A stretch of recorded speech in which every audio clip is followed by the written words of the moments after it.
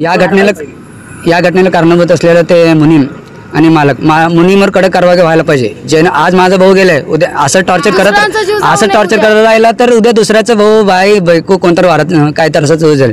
ते मुनीमवर कडक कारवाई व्हायला पाहिजे. तर त्याला कामावरून काढायला पाहिजे, नंतर त्याला कडक कारवाई करायला पाहिजे. आणि या एक 6 वर्षाच्या मुलगीचा विचार करून याचं नुकसान भरपाई एवढं दिलं तर बस झालंय. माझं नाव सुवर्ण सिद्धाराम मेत्रे. काल संध्याकाळी 6:30 वाजता त्यांनी घरी आले ती. मग ते म्हणून काम दी नाही ती म्हणून असं सांगितलं आम्हाला. थोडं उशीर नाही येतो म्हणून सांगून गेलं. तर त्याच्यावर फोन 8:30 वाजता उचलले ती. फोन लावले होते मी 8:30 वाजता. जे बोलले तर माझी मुलगीच बोलली पप्पा कधी येणार आहे म्हणून. येतो 10 मिनिटात म्हटले की तिच्यावर फोन नाही काय नाही त्यांचं. ते म्हणून काय म्हटलं काय नाही त्यांनाच माहित. आता कुठं घटना घडली?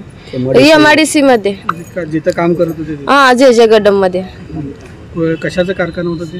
टावलचं टावल कंपनी होतं. किती वाजता गेलते रात्री ते? 6:30 पावणे 7 वाजता घरातनं निघाले ती त्यांनी.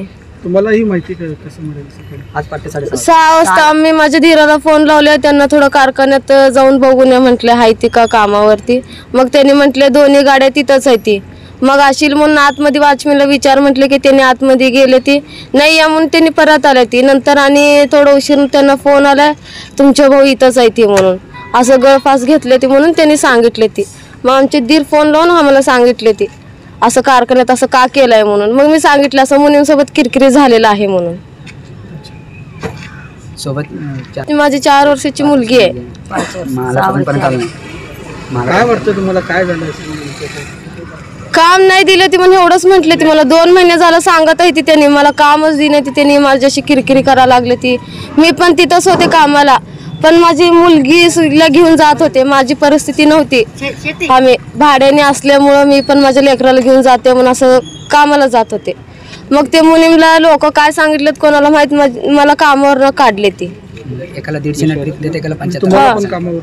हा मला बी कामावर काढले. एकाला 150 ट्रिप देते, याला 75 देते. तिला 75 पण दिलेत म्हणून असं सांगितलं ती मला परवा दिवशी. शरण बसप्पा सुभाष मेत्रे मैतेचा भाऊ आहे छोटा. सकाळी 6 वाजता वहिनीचा फोन आला मला. मग मी नेहमीप्रमाणे कारखान्यात असेल म्हणून गेलो. मग कारखान्यात गेल्यावर कारखान्यात सगळीकडे बघितलं नव्हता.